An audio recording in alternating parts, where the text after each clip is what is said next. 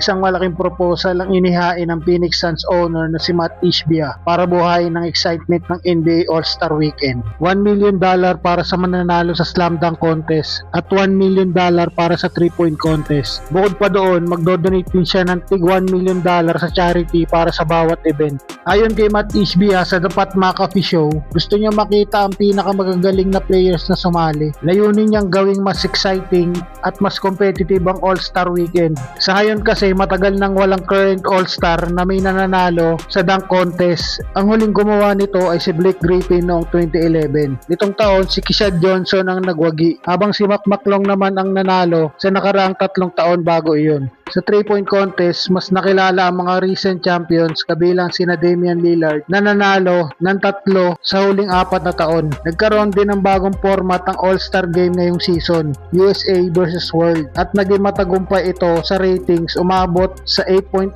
million viewers, ang pinakamataas mula pa noong 2011.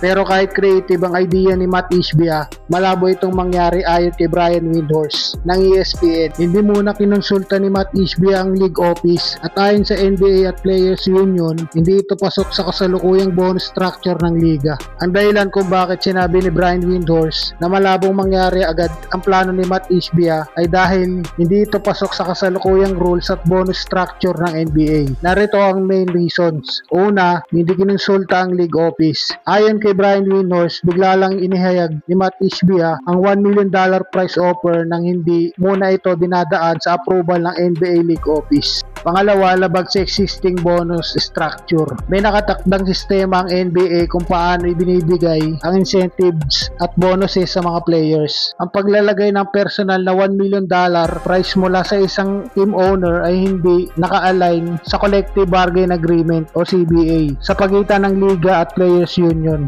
Pangatlo, kailangan ng approval ng Players Union. Dahil pera ito na may kinalaman sa competition ng players, kailangan itong aprobahan ng NBPA. Hindi pwedeng basta magdagdag ng malaking cash prize nang walang formal na proseso.